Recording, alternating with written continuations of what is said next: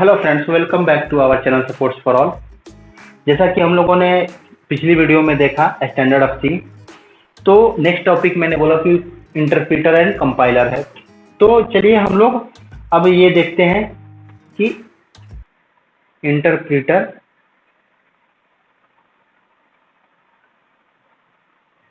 And compiler, ठीक है। तो इंटरप्रीटर और कंपाइलर के बारे में हम लोग यहाँ देखते हैं। अब इससे पहले थोड़ी सी चीजें हम लोग जान लें कि इसके ओवरव्यू के बारे में जान लें कि एक्चुअल इंटरप्रीटर और कंपाइलर है क्या, क्यों, वही वाला फिर बात, वाई, व्हाट, हाउ, वाई, ये चीजें जानना जरूरी है। तो सबसे पहला चीज है कि जो आप प्रोग्राम लिख रहे हैं, कोई भी प्रोग्राम लिखा जाता है तो क्या होता है, वो सेट ऑफ इंस्ट्रक्शन होता है ना। कोई भी प्रोग्राम क्या होता है, सेट ऑफ इंस्ट्रक्शन होता है। तो प्रोग्राम एक तरीके से आप ऐसे समझ लो, आप अगर आपको मान लो कि घर में कोई इवेंट है, ठीक है, कोई भी घर में इवेंट है, बर्थडे है किसी का, तो बर्थडे, किसी का बर्थडे मन रहा है, तो बर्थडे में जो है आपका ये क्या है, बर्थडे क्या है, एक तरीके से सेट ऑफ इंस्ट्रक्शन है। सेट ऑफ इंस्ट्रक्शन है ना, बर्थडे सेट ऑफ इंस्ट्रक्शन है। वो कैसे, अगर आप कुछ भी प्रोग्राम करते हो, कोई भी इवेंट का प्रोग्राम करते हो, तो पहले क्या करते हो, आप उसको आप एक इंस्ट्रक्शन तैयार करते हो कि हाँ हमको किसको बुलाना है, कौन कौन इसमें जो है आएगा, तो इनविटेशन करते हो। उसके बाद कौन कौन आएगा और क्या जो है, क्या आप देने वाले हैं, आप स्वीट्स देने वाले हैं या फूड देने वाले हैं, क्या देने वाले हैं, अरेंजमेंट कैसे होगा, केक कब कटेगा। तो ये सब क्या है, ये एक इंस्ट्रक्शंस है ना जो आप फॉलो करते हैं, एक सेटअप रूल कह लीजिए तरीके से, कि आप एक बना लिए हैं अपना इंस्ट्रक्शन, और वो इंस्ट्रक्शन जो है आप परफॉर्म करते हैं, ठीक है। तो किसी इवेंट के लिए आप परफॉर्म करते हैं, ऐसा नहीं है कि केवल प्रोग्रामिंग के लिए ही मैं कह रहा हूँ। तो आप कोई भी चीज, आप अगर वेकेशन जो है चूज करते हैं या कहीं आप जाना चाहते हैं छुट्टी पर, तो आप क्या करते हैं, पहले प्लानिंग करते हैं कि कहाँ जाना है, वहाँ क्या क्या करना है, कैसे जाना है, बाय रोड, बाय बस, बाय ट्रेन, बाय एयर, कैसे जाना है। तो ये सारा आप जो है तैयार कर लेते हैं, जो इंस्ट्रक्शंस है वो आप ले लेते हैं अपने दिमाग में, या जो भी साथ में है उनके साथ आप उसको जो है बांटते हैं, और तब वो आप उसी तरीके से करने का कोशिश करते हैं। अगर बीच में गड़बड़ हो जाता है तो वो तो एरर हो गया, प्रॉब्लम हो गया, लेकिन आप चाहते हैं कि उसी तरीके से जो है पूरा हो। तो ये चीजें जो है आपका कोई भी प्रोग्राम का एक सेट ऑफ इंस्ट्रक्शन होता है, ठीक है। और वो सेट ऑफ इंस्ट्रक्शन जो है आपके प्रोग्राम को सक्सेस और अनसक्सेस कराने के लिए बहुत ही, मतलब एक तरीके से आप कह सकते हैं कि बहुत ही जरूरी होता है, ठीक है। उसकी जरूरत जो है बहुत ज्यादा होती है, इंस्ट्रक्शन की जरूरत ज्यादा होती है। कोई भी काम करना है, कोई भी आपका बॉस भी आपको किसी चीज के बारे में, किसी इवेंट के बारे में इंस्ट्रक्ट करता है, तो उसका जरूरी होता है जानना। आप जानेंगे नहीं तो करेंगे कैसे, कौन चीफ गेस्ट है, किसको जो है हमको ये करना है, या कि किसको जो है यहाँ पर इनवाइट करना है, किसको किसको किसको इसमें जो है इनवाइट करके बुलाना है, क्या देना है, जो भी चीजें हैं किसी इवेंट के रिगार्डिंग, वो सारा जो है, शादी ही करते हैं आप तो शादी के लिए प्लानिंग करते हैं, कैसे करना है, कहाँ करना है, डेस्टिनेशन होगा, होम होगा, कैसे होगा, ये सारी चीजें आप प्लान करने के बाद, इंस्ट्रक्शन जो होता है वो तैयार करने के बाद फिर उस पर फॉलो करते हैं। तो उस इंस्ट्रक्शन को जो है चेक करना, उस इंस्ट्रक्शन को जो है समझना, और उस इंस्ट्रक्शन को जो है सही और गलत जो है उसमें से पिक आउट करना, ठीक है। उन चीजों का जो है किस तरीके से किया जाता है। जैसे मान लीजिए कि एग्जांपल लेते हैं, तो मान लीजिए कि आप जो है मैरिज सब कोई जानता है, इसलिए मैं मैरिज का एग्जांपल ले लेता हूँ, समझिएगा। इसी में आपका इंटरप्रीटर और कंपाइलर हो जाएगा। तो मैरिज का एग्जांपल लेते हैं। मान लीजिए कि यहाँ पर जो है आपका सगाई हुआ, इंगेज्ड हुए आप, इंगेजमेंट जो है यहाँ पर आपका हुआ, ठीक है। तो यहाँ आपका इंगेजमेंट हुआ, उसके बाद क्या होगा, डेट फिक्स होगा, किसका, शादी का। उसके बाद जो है कार्ड वगैरह बनेंगे, जो इंस्ट्रक्शन फ्लो है, कार्ड्स बनेंगे। उसके बाद जो है क्या करेंगे आप, फूड का प्लान होगा। उसके बाद स्टेइंग का जो भी है, स्टे फूड जो भी है, ये सब आपका लास्ट में मान लीजिए कि ये इंड है, यहाँ तक चला। अब ये आपने एक इंस्ट्रक्शन जो है तैयार कर लिया, एक आपने मैनुअल तैयार कर लिया, ठीक है। ये सेट्स ऑफ इंस्ट्रक्शन है, यहाँ भी इंस्ट्रक्शन है, डेट फिक्स करने में भी, कार्ड में भी है, ये भी है, वो भी, सब कुछ कर लिया आपने।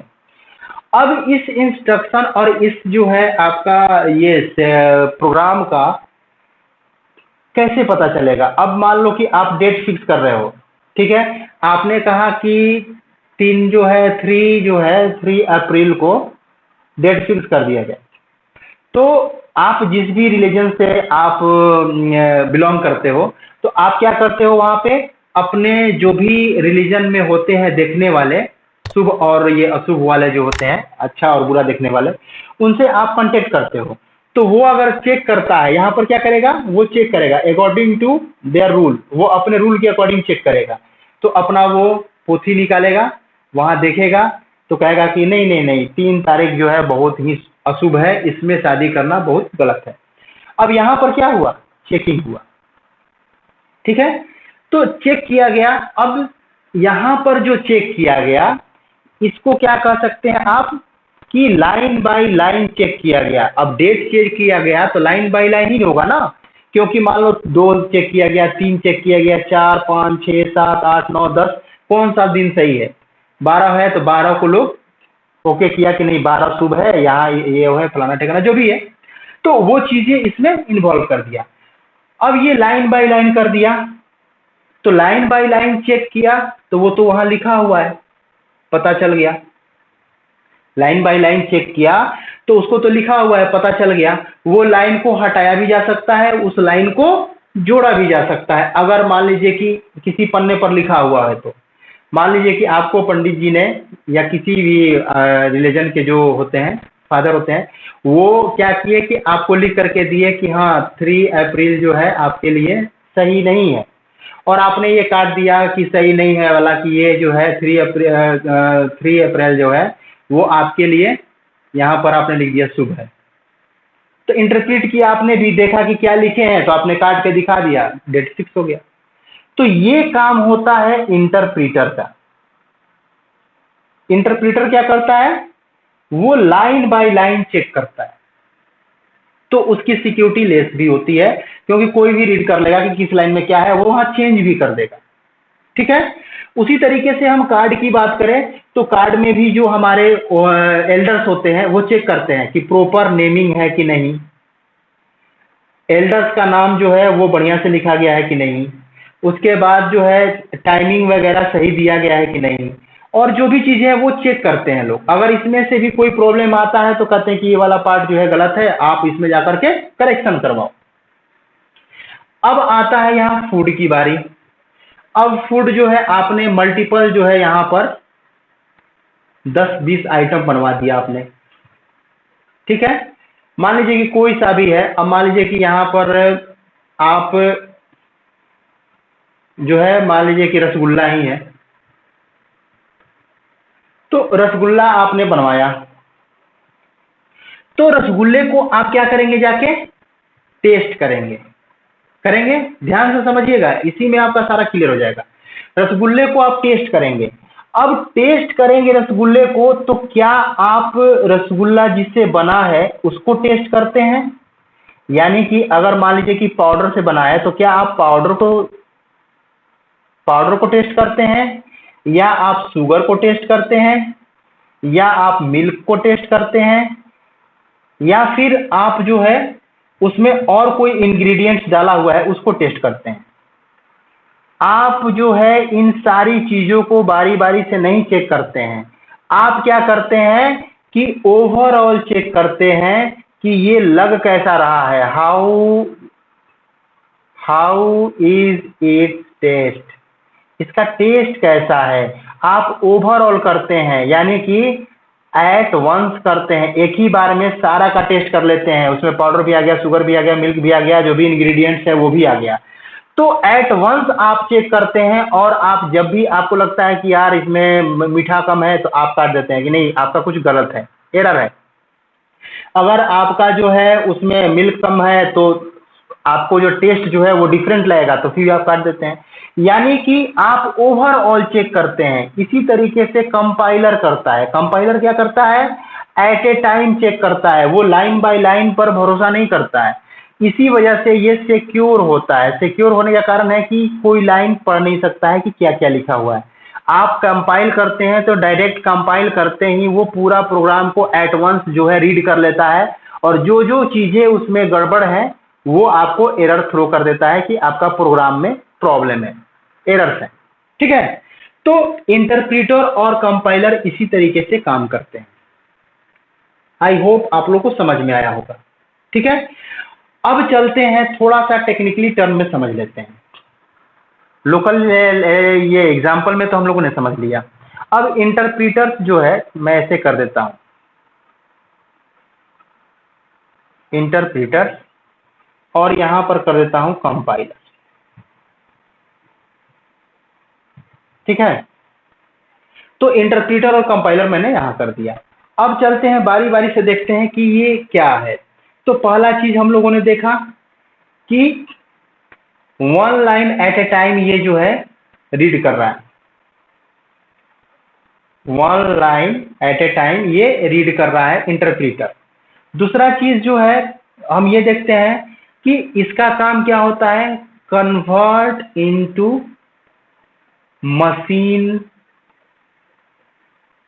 आपका कोड, मशीन कोड में ये कन्वर्ट करता है आपके लिखे गए इंस्ट्रक्शन को। आप जो भी लिखे हैं व्हाट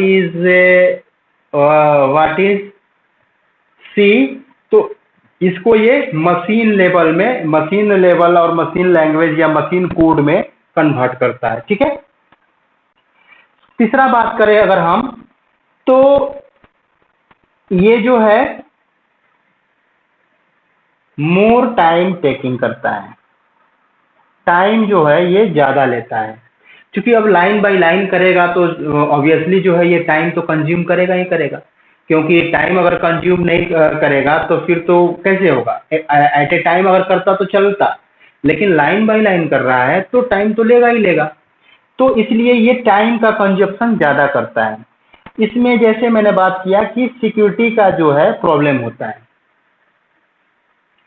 सिक्योरिटी प्रॉब्लम होता है, यानी कि आप कह सकते हैं कि लेस सिक्योर होता है। ठीक है, आप कह सकते हैं लेस सिक्योर होता है। क्यों, क्योंकि लाइन बाय लाइन आप पढ़ेंगे या कोई भी देखेगा आपके प्रोग्राम को, आपके इंफॉर्मेशन को रन करा करके, सॉरी कंपाइल करके इंटरप्रीटर के थ्रू, तो लाइन बाय लाइन चेक करेगा, तो वो वहां से लाइन में चेंजिंग भी कर सकता है, जैसा कि हम लोगों ने देखा डेट वाले में। ठीक है, तो ये भी एक प्रॉब्लम है। अब ये बात कर लेते हैं कि ये यूज कब हुआ, तो ये जो है अर्ली जो है 1952 से पहले जो है ये यूज हो चुका था। तो अभी भी मतलब ऐसा नहीं है कि बहुत जगहों पर चल भी रहा है, लेकिन हाई लैंग्वेजेस में जो है कंपाइलर आ गया है, इंटरप्रीटर का बस का नहीं है। तो वो 1952 में हुआ। फर्स्ट इसका इम्प्लीमेशन जो हुआ, फर्स्ट इम्प्लीमेंटेशन जो हुआ इसका, वो हुआ